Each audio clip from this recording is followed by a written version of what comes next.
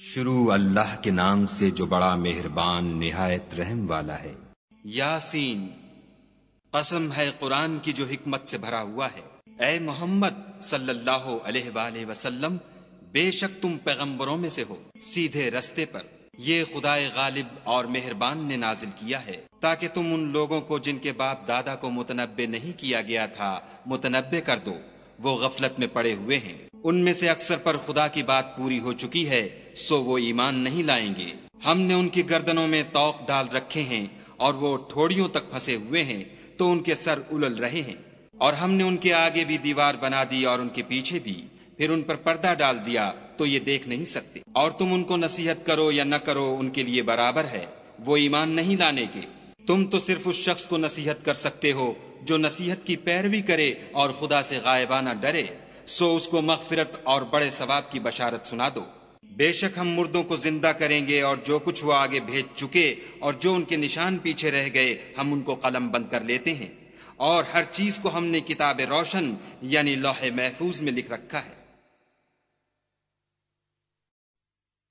اور ان سے گاؤں والوں کا قصہ بیان کرو جب ان کے پاس پیغمبر آئے، یعنی جب ہم نے ان کی طرف 2 پیغمبر بھیجے تو انہوں نے ان کو جھٹلایا، پھر ہم نے تیسرے سے تقویت دی تو انہوں نے کہا کہ ہم تمہاری طرف پیغمبر ہو کر آئے ہیں۔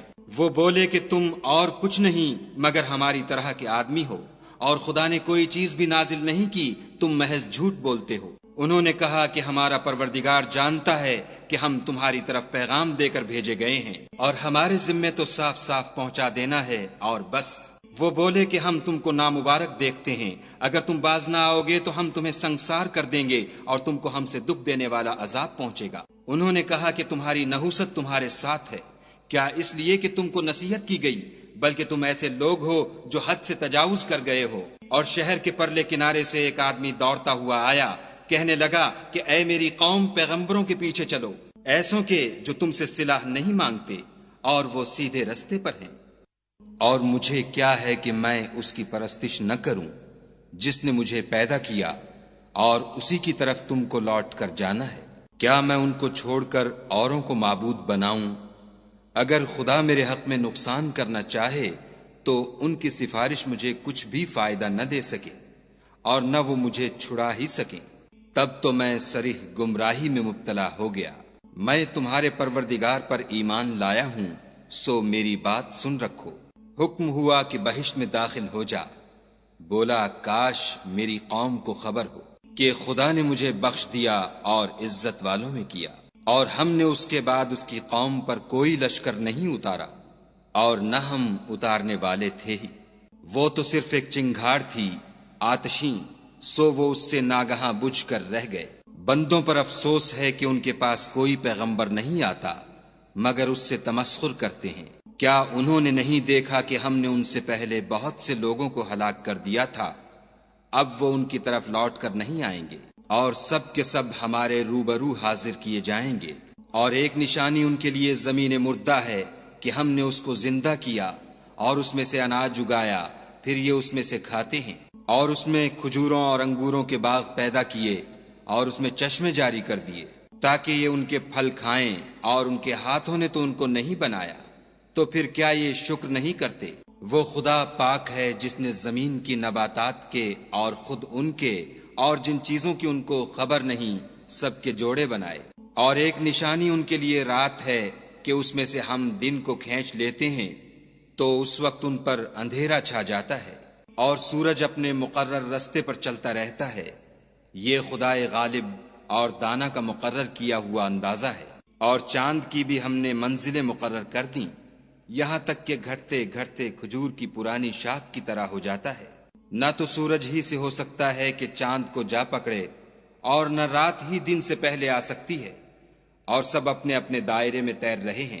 اور ایک نشانی ان کے لیے یہ ہے کہ ہم نے ان کی اولاد کو بھری ہوئی کشتی میں سوار کیا، اور ان کے لیے ویسی ہی اور چیزیں پیدا کیں جن پر وہ سوار ہوتے ہیں، اور اگر ہم چاہیں تو ان کو غرق کر دیں، پھر نہ تو ان کا کوئی فریاد رس ہو اور نہ ان کو رہائی ملے، مگر یہ ہماری رحمت اور ایک مدت تک کے فائدے ہیں۔ اور جب ان سے کہا جاتا ہے کہ جو تمہارے آگے اور جو تمہارے پیچھے ہے اس سے ڈرو تاکہ تم پر رحم کیا جائے، اور ان کے پاس ان کے پروردگار کی طرف سے کوئی نشانی نہیں آئی مگر اس سے منہ پھیر لیتے ہیں۔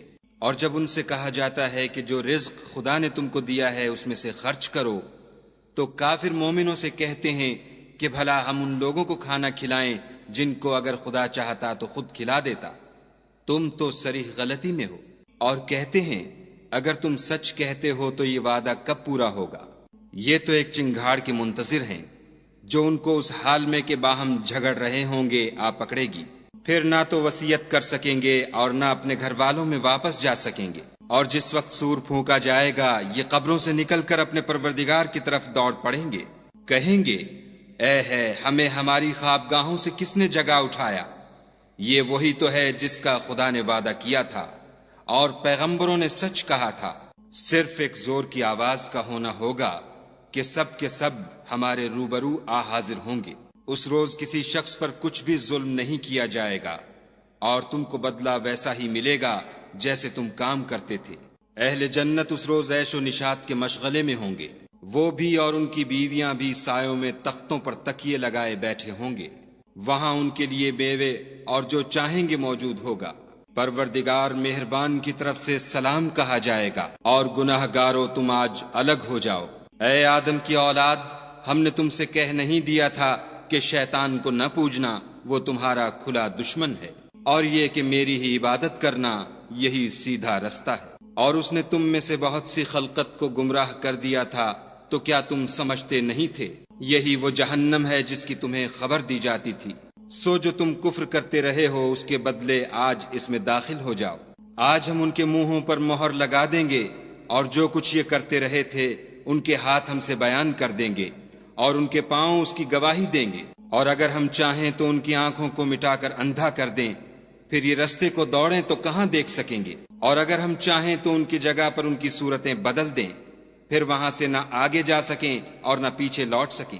اور جس کو ہم بڑی عمر دیتے ہیں تو اسے خلقت میں اوندھا کر دیتے ہیں، تو کیا یہ سمجھتے نہیں؟ اور ہم نے ان پیغمبر کو شعر گوئی نہیں سکھائی اور نہ وہ ان کو شایع ہے، یہ تو محض نصیحت اور صاف صاف قرآن پر از حکمت ہے، تاکہ اس شخص کو جو زندہ ہو ہدایت کا رستہ دکھائے اور کافروں پر بات پوری ہو جائے۔ کیا انہوں نے نہیں دیکھا کہ جو چیزیں ہم نے اپنے ہاتھوں سے بنائیں ان میں سے ہم نے ان کے لیے چار پائے پیدا کر دیے اور یہ ان کے مالک ہیں، اور ان کو ان کے قابو میں کر دیا تو کوئی تو ان میں سے ان کی سواری ہے اور کسی کو یہ کھاتے ہیں، اور ان میں ان کے لیے اور فائدے اور پینے کی چیزیں ہیں، تو کیا یہ شکر نہیں کرتے؟ اور انہوں نے خدا کے سوا اور معبود بنا لیے ہیں کہ شاید ان سے ان کو مدد پہنچے، مگر وہ ان کی مدد کی ہرگز طاقت نہیں رکھتے، اور وہ ان کی فوج ہو کر حاضر کیے جائیں گے۔ تو ان کی باتیں تمہیں غمناک نہ کر دیں، یہ جو کچھ چھپاتے اور جو کچھ ظاہر کرتے ہیں ہمیں سب معلوم ہے۔ کیا انسان نے نہیں دیکھا کہ ہم نے اس کو نطفے سے پیدا کیا، پھر وہ تڑاک پڑاک جھگڑنے لگا اور ہمارے بارے میں مثالیں بیان کرنے لگا اور اپنی پیدائش کو بھول گیا، کہنے لگا کہ جب ہڈیاں بوسیدہ ہو جائیں گی تو ان کو کون زندہ کرے گا؟